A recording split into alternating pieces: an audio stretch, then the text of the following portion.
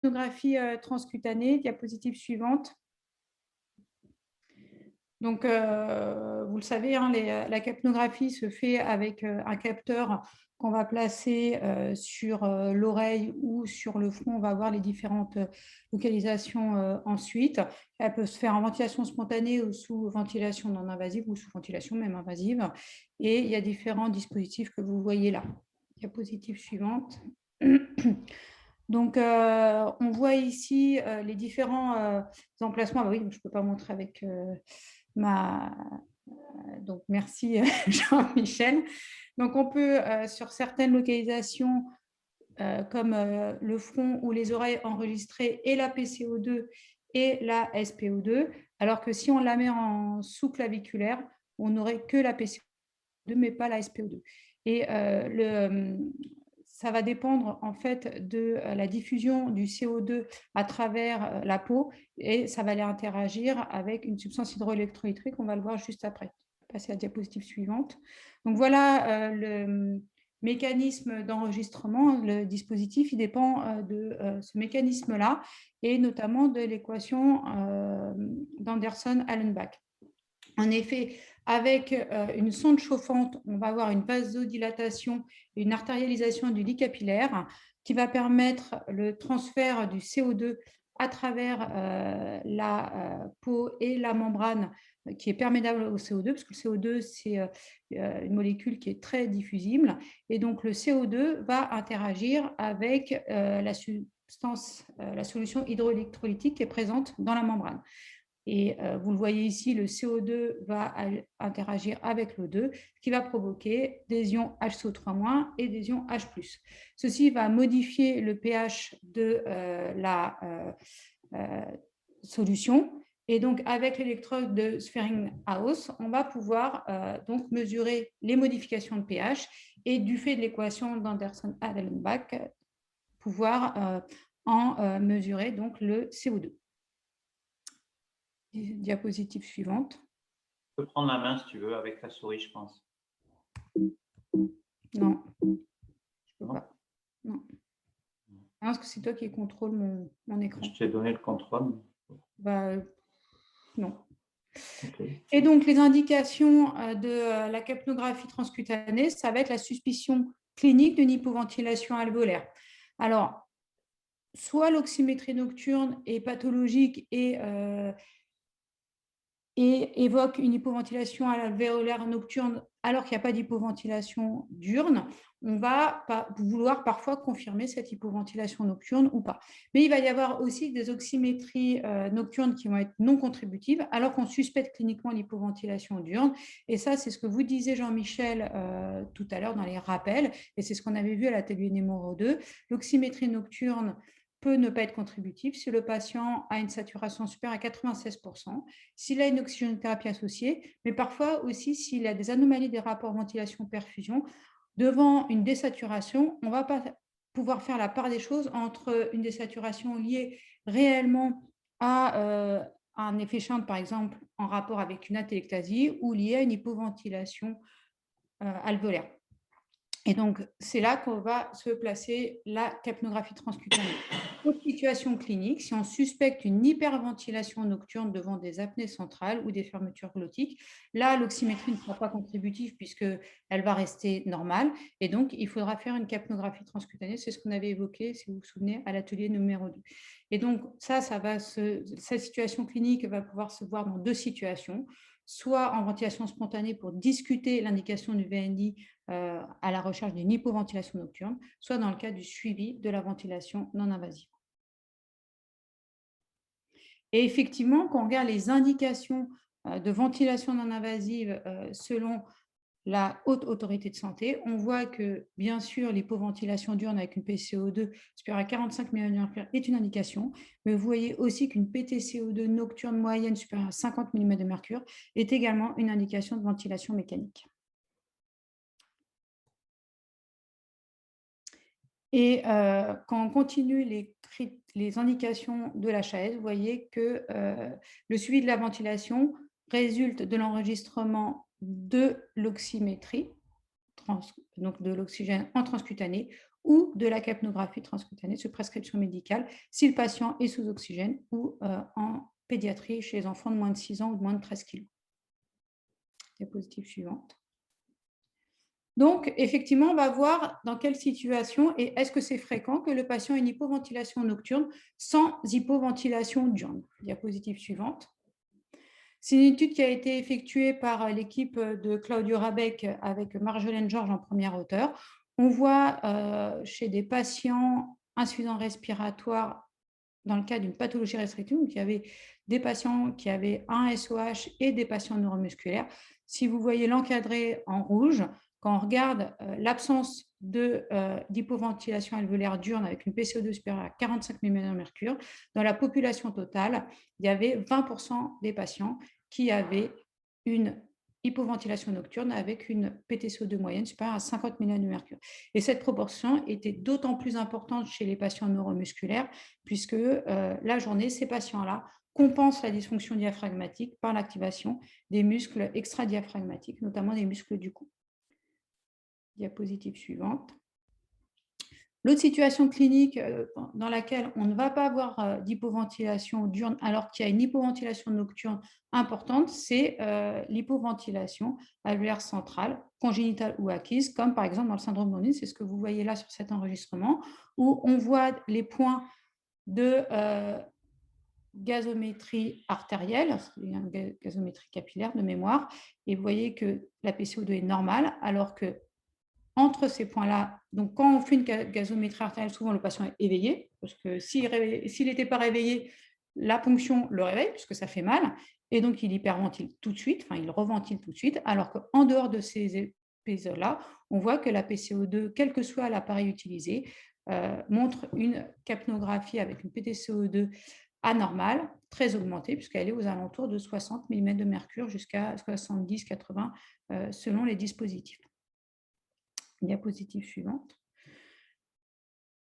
L'autre situation, c'est la limite de l'oxymétrie nocturne. Donc, on va quand même en premier temps faire une oxymétrie nocturne, mais parfois, et ça c'est ce que vous avez montré Jean-Michel la dernière fois, le patient a, on va dire, des trop bons poumons avec une saturation qui est tout à fait normale et surtout une PO2 qui est normale. Vous voyez ici ce que vous montre Jean-Michel. Si la PO2 est de base à 105 mm de mercure, si on dit que le patient hypoventile et perd 15 mm de mercure et augmente de 15 mm de mercure sa PCO2, il va baisser de 15 mm de mercure sa PO2 et pour autant, ça n'aura aucun effet sur la saturation et donc sur l'enregistrement oxymétrique. Diapositive suivante. Et effectivement, toujours dans la même étude faite chez les patients avec une atteinte restrictive, ils avaient évalué différents seuils d'oxymétrie. Le premier seuil était la présence de SPO2 inférieur à 90% pendant 30% de la nuit, donc c'est quand même un seuil qui est extrêmement dur. On voit que quand on regarde la capnographie nocturne, on perd 30% des patients qui ont une réelle hypoventilation nocturne. Si on prend un seuil qui est moins rigide, qui est 30% du temps passé à une saturation inférieure à 95%, on loupe encore 15% des patients, c'est l'encadré juste en dessous. Donc, quand les patients ont une oxymétrie, une PO2 normale, et on voit chez des patients, où vous voyez des patients, notamment les patients neuromusculaires, qui ont, alors qu'ils ont 48-50 de PCO2, une PO2 qui est à 80 mm de mercure. Donc, chez ces patients-là, on ne verra pas de désaturation nocturne. Diapositive suivante. Et dans ces cas-là, vous voyez l'exemple chez ce patient-là, on voit que l'oxymétrie est normale, elle ne passe jamais en dessous de 90%, alors que le patient hypoventile avec une PCO2 moyenne qui est aux alentours ici de, on va dire, 50 mm de mercure. Diapositive suivante. Alors, ça vous montre bien que la capnographie est intéressante pour mettre en évidence une hypoventilation nocturne. Le souci, c'est est-ce que vraiment on mesure bien ce qu'on souhaite mesurer et donc se poser la question des performances techniques de cet enregistrement. Ça, c'est maintenant des études qui sont anciennes. Donc, vous voyez, ça date de 2007, où on montre qu'effectivement, il y a une bonne corrélation entre la PaCO artérielle et la PTCO2 avec une corrélation, un R à 0,96. Donc, on mesure bien avec la PCO2, la capnographie mesure bien. Là est un bon reflet de la PaCO2. Diapositive suivante. Ce qu'on voit néanmoins quand même, c'est que pour des PCO2 supérieurs à 56 mm de mercure, la corrélation est bien moindre, avec des variations beaucoup plus importantes de la PTCO2, alors que les patients ont une hypoventilation réelle. Et ça, c'est ce qu'on voit sur les différentes études. Diapositive suivante. Et là, vous avez toujours l'exemple d'un patient qui finissait sa nuit avec une PTCO2 à 62 mm de mercure. Et vous voyez que le gaz du sang à l'éveil juste après on retrouvait une PCO2 à 64 mm de mercure. Donc, il y avait une bonne corrélation entre l'enregistrement nocturne, la capnographie, la PTCO2 et la PCO2 immédiatement après le réveil. Diapositive suivante.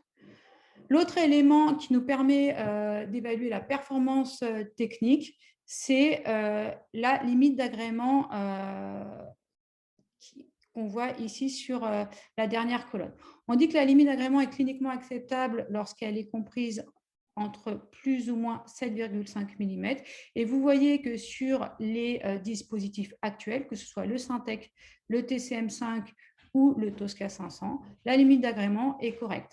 La colonne juste avant, c'est le biais, c'est-à-dire la différence entre la PaCO2 et la PTCO2. Et vous voyez que le biais est de 1 à 2 mm de mercure, en négatif ou en positif en fonction des dispositifs, puisqu'il y a certains dispositifs qui sous-estiment la PaCO2, d'autres qui la surestiment. On va le voir juste après.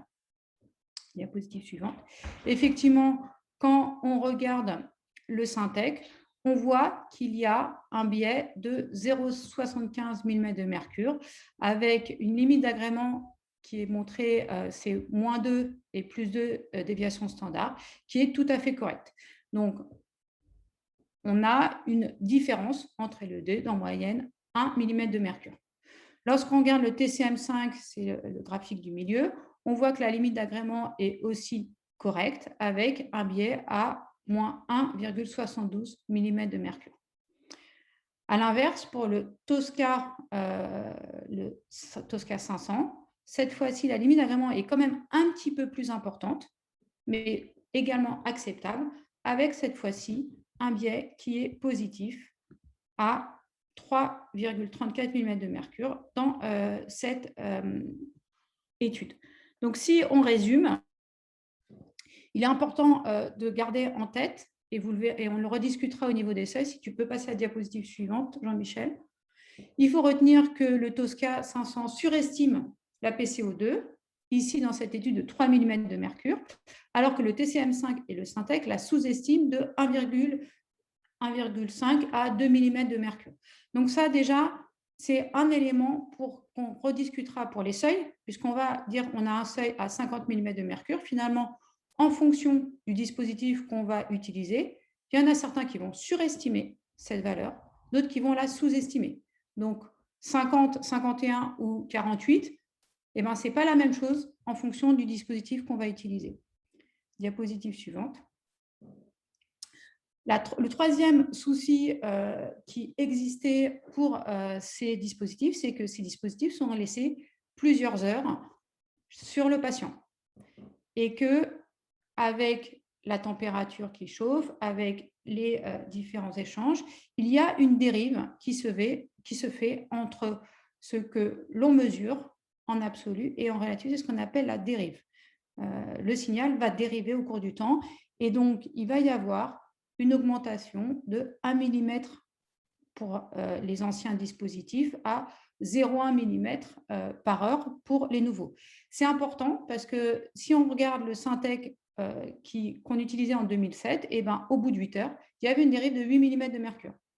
Aujourd'hui, au bout de 8 à 10 heures, il y a une dérive de 1 mm de mercure, ce qui est tout à fait acceptable. On verra sur les enregistrements que finalement, cette dérive, elle dépend aussi de la qualité de la membrane et que la dérive est beaucoup moins importante lorsque la membrane est neuve et qu'elle va augmenter au cours du temps à mesure que la membrane va se dégrader. Diapositive suivante. Troisième problème technique de cet enregistrement, c'est le délai de réponse. Et le délai de réponse, on peut tout à fait le comprendre si on se souvient de la façon dont le dispositif fonctionne. En effet, il faut attendre que le CO2 traverse la peau et interagisse avec la substance hydroélectrolytique. Et donc, de fait, lorsqu'on regarde ici un patient qui est sous ventilation et chez qui on va modifier l'interface, on voit que du fait de l'interface, il y a des fuites. Ces fuites vont provoquer une hypoventilation alvéolaire et qu'il va y avoir un délai de réponse entre la variation de la PaCO2 et la variation de la PtCO2, la PaCO2 étant les losanges noirs et la PtCO2 étant les courbes que vous voyez par ailleurs. Vous voyez que la PaCO2 varie beaucoup plus vite que la PtCO2 avec un délai de réponse de 2 minutes entre les variations de la PaCO2 et les variations de la PtCO2. Et ça va être important sur les événements brefs, parce que des événements comme des apnées qui durent 1 minute ne se verront pas de ce fait sur la capnographie, puisque les variations sont trop courtes pour qu'elles soient enregistrées par la capnographie. Diapositive suivante.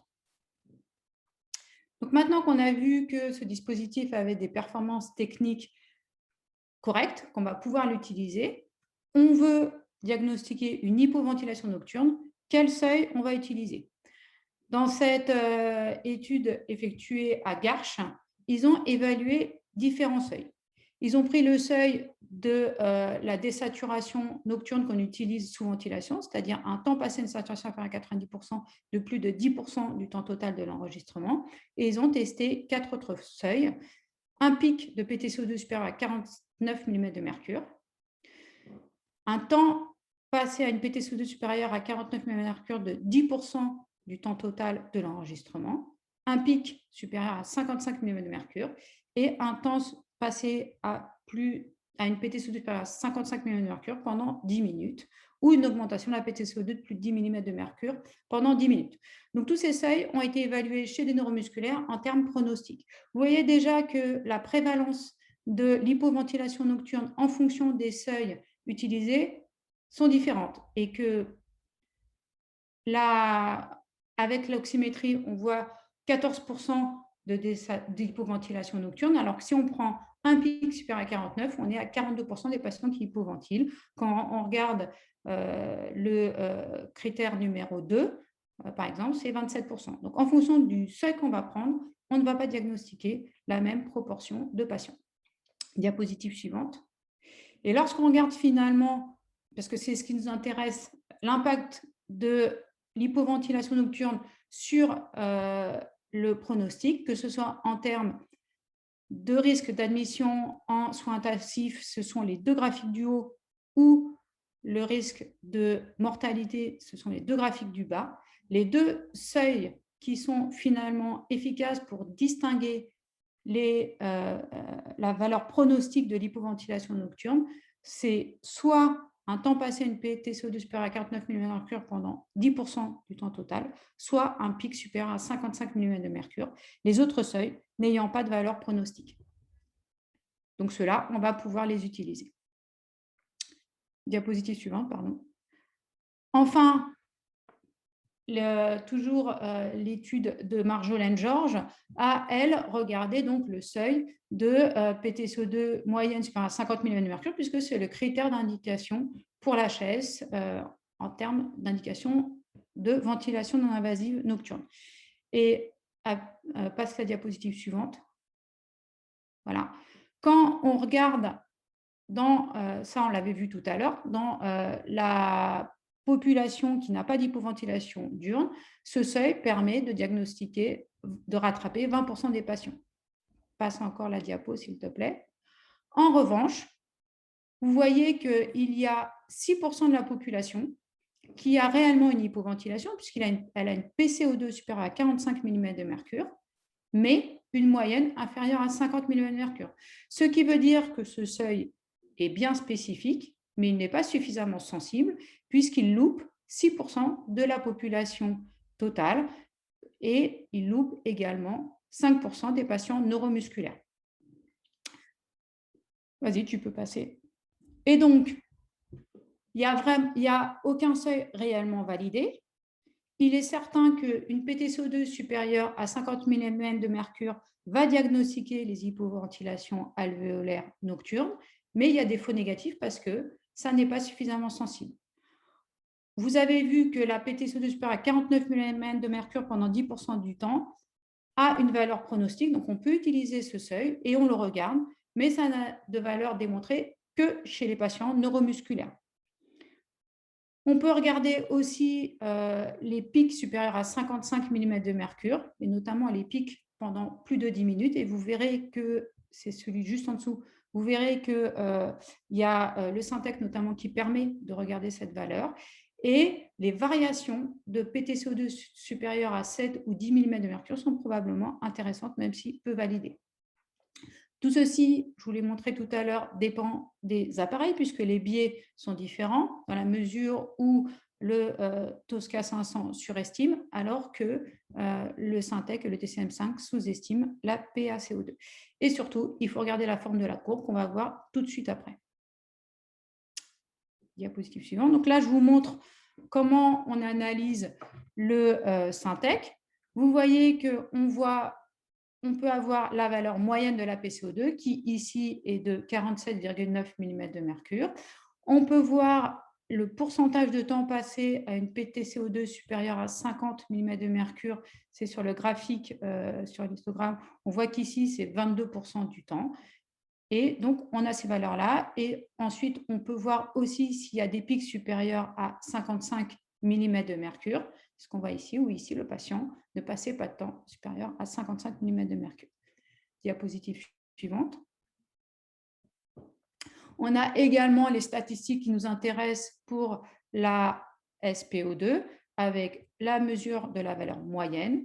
Et vous avez le temps passé à une saturation inférieure à 90%, puisque là, ici, c'est 2% du temps. Et vous avez également l'index de désaturation qui est ici de 14, en sachant que la qualité du signal est moins bonne que celle des oxymètres. Et il y a une petite différence entre ce qu'on enregistre, parfois on s'amuse à faire les deux, l'oxymétrie transcutanée et la capnographie, on voit qu'il y a des petites différences entre les deux mesures.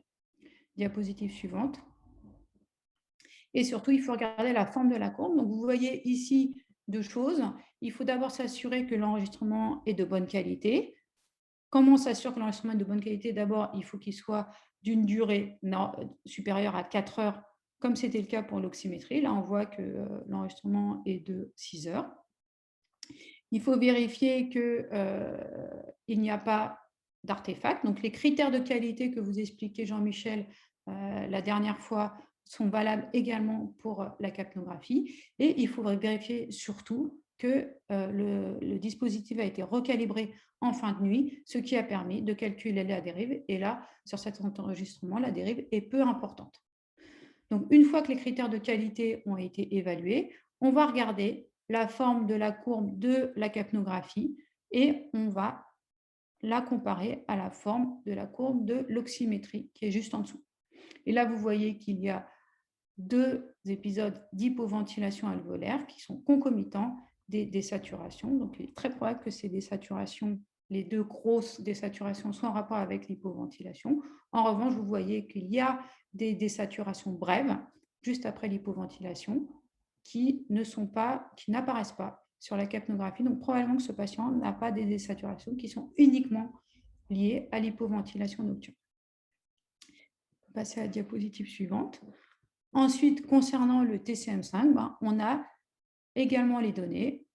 On a la valeur moyenne, qui est ici de 52,6 mm de mercure, la valeur maximale à 58 mm de mercure, et les données statistiques de l'oxymétrie nocturne, de la même façon.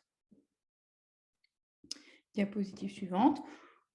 Grâce aux histogrammes, on va pouvoir également avoir, alors c'est un petit peu moins joli, on va dire, on va quand même avoir, on peut modifier le seuil pour avoir le temps passé et le pourcentage de temps donc, à une PTCO2 supérieure à 50 mm de mercure. et on peut aussi avoir supérieur à 55 mm de mercure. Diapositive suivante. De la même façon, ça c'est la courbe que vous avez vue tout à l'heure, on va pouvoir regarder la forme de la courbe, supprimer ici, vous voyez, les artefacts. Initialement, le temps de chauffe, on reverra ça dans l'atelier, et puis l'artefact ici durant la nuit. Et on va regarder si les désaturations, sachant que là, il n'y a pas de désaturation, sont concomitantes d'une hypoventilation alvéolaire, mais on voit l'évolution de la courbe avec un patient là qui hypoventile toute la nuit. Là, il s'est réveillé probablement au milieu. Donc, voici un tracé normal. Et d'ailleurs, vous voyez ici, je n'ai pas détaillé tout à l'heure, mais on a la valeur de la ligne de base. Et ça, c'est important. Il faut se méfier de sa ligne de base, parce que cette ligne de base, là, on ne pourra pas manipuler, mais je vous aurais montré comment on détermine la ligne de base, parce que là, la ligne de base, elle est mise à 37 mm de mercure. Alors, probablement que la ligne de base n'est pas là, mais elle est plutôt aux alentours de 40, et que, en fait, le logiciel, il ne s'embête pas. Il met la ligne de base au moment où débute l'enregistrement après ce qu'il considère être le temps de chauffe.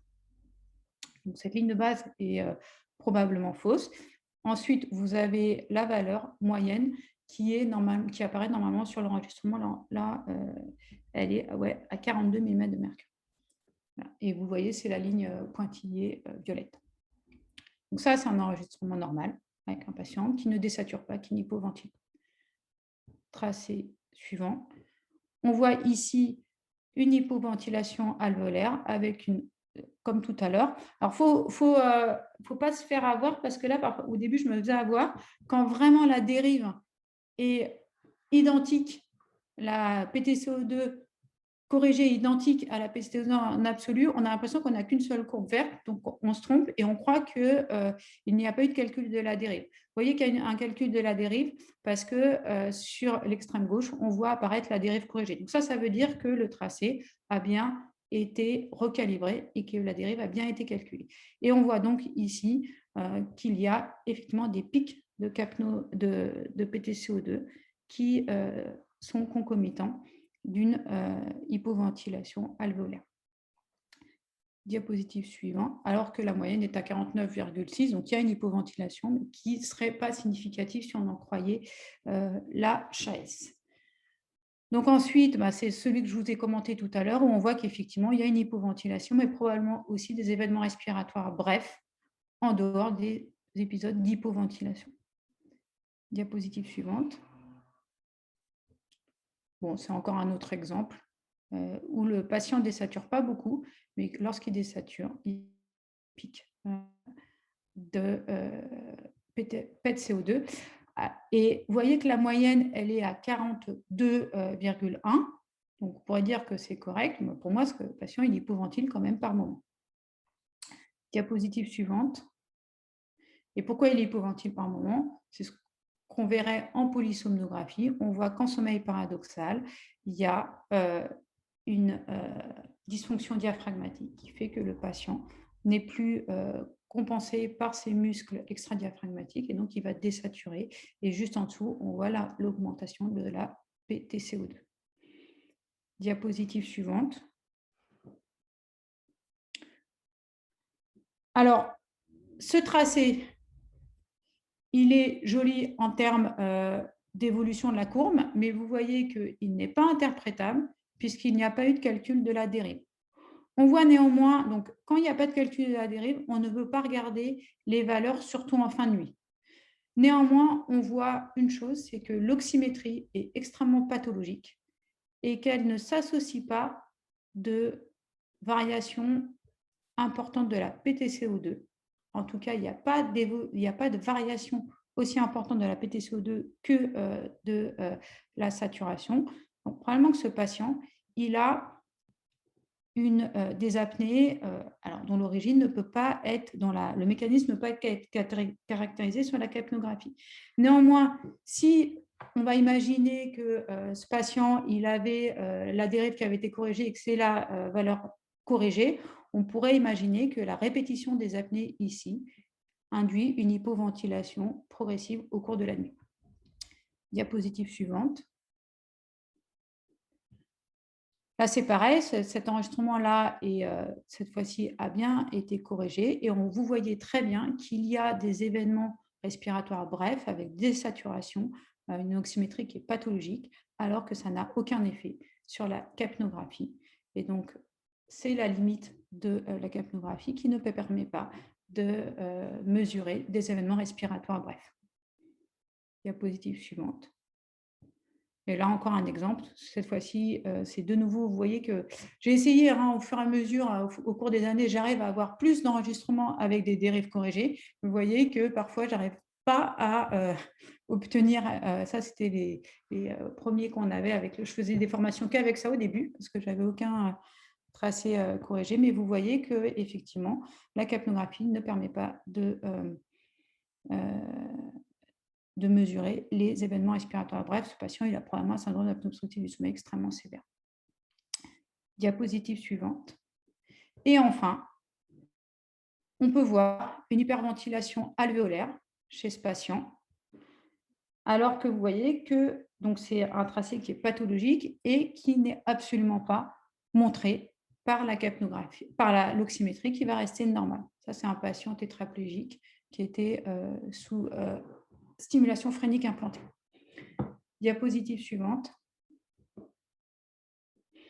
Et ça vous explique ce que je vous expliquais tout à l'heure, c'est qu'il y a un délai de réponse de 50 à 90 secondes, qui est plus long lorsqu'on met le capteur en sous-claviculaire, et donc ça ne permet pas de diagnostiquer les événements courts tels que les apnées obstructives. Diapositive suivante. Lorsque je vous ai montré toutes les études sur les performances techniques, ces études sont toutes faites chez des patients ou des sujets sains qui sont hospitalisés avec une équipe qui est extrêmement entraînée. Finalement, quand on regarde, ça c'est quand même une étude qui avait été faite où on évaluait l'hypoventilation nocturne par polysomnographie chez des patients BPCO à qui donc on mettait une capnographie. Donc il y avait probablement un technicien qui avait été parfaitement formé. Et malgré ça, vous voyez qu'il y a 19% d'échecs de signal. Vous voyez, sur 123, il y avait 23 PSG qui avaient des artefacts techniques liés à la capnographie. Et donc, c'est, je pense que vous vivez tous, c'est-à-dire que oui, il y a des bonnes performances techniques, mais oui, ces bonnes performances techniques sont retrouvées lorsque les patients sont hospitalisés avec du personnel formé. Et finalement, on a, alors à force, chez nous, j'harcèle tellement les techniciens et ils doivent tellement aller refaire les enregistrements à la maison qu'ils améliorent leur performance technique. Donc, de 70% d'enregistrements mis à la poubelle au début, on doit être maintenant à un tiers, ou alors ils ne me les montrent pas avant de les refaire. Mais c'est la limite principale de cet enregistrement, c'est que il faut que le capteur soit bien placé. Et on verra ça en atelier parce que je vais vous montrer, vous allez devoir reconnaître toutes les erreurs et comprendre pourquoi il y a ces erreurs. On le comprend très bien puisque il faut que le CO2 traverse la membrane et interagisse avec la solution hydroélectrolytique. Si vous avez un cheveu, de l'air, quelque chose qui fait interface entre les deux, l'enregistrement sera faux. Et puis, si la dérive n'est pas calculée, l'enregistrement sera aussi ininterprétable. Diapositive suivante. Donc, la capnographie permet un diagnostic plus sensible de l'hypoventilation nocturne que l'oxymétrie. En outre, par rapport à une gazométrie artérielle, on va pouvoir avoir une étude dynamique de la PCO2, puisque la gazométrie artérielle mesure à un instant T la PCO2. Le problème, c'est le seuil. La valeur pronostique est démontrée uniquement chez les patients neuromusculaires. Ce dispositif est de plus en plus utilisé grâce aussi à l'amélioration des performances techniques au cours du temps. Et vous avez vu les études de 2007 par rapport aux études de 2016, il y a une amélioration franche des biais, des limites d'agrément, parce que la technologie s'améliore aussi sur ce plan-là. Mais, et on l'a vu, il n'y a aucun critère qui est réellement validé. On en regarde plusieurs, et puis on a fait l'année dernière, et Arnaud, il y avait largement participé avec le groupe GAVO2 des recommandations d'experts pour l'hypoventilation alvéolaire et on ne peut pas retenir un seul seuil. Enfin, vous l'avez vu, il n'y a pas de diagnostic des événements respiratoires brefs, du fait de la technologie utilisée, puisqu'il faut un temps, un délai pour qu'il y ait une variation de la PCO2. L'autre élément, j'ai évoqué tout à l'heure, il n'y a aucune évaluation, il n'y a aucune étude dans de vraie vie. Il n'y a pas d'évaluation de la pratique courante. Donc oui, c'est technologiquement correct, mais il y a plein de soucis techniques à la maison. Et ces écueils techniques, le plus important, c'est de savoir les reconnaître pour pouvoir interpréter correctement les courbes, et on en reverra ça tout à l'heure, mais aussi former les techniciens pour que les enregistrements soient le plus techniquement corrects, et puis former aussi les patients pour qu'ils posent de façon correcte le capteur sur l'oreille ou sur le front et qu'ils recalibrent le dispositif à la fin de la nuit, parce que le technicien, malheureusement, ne dort pas avec le patient chez lui. Voilà, je vous remercie. Je crois que c'était la dernière diapositive.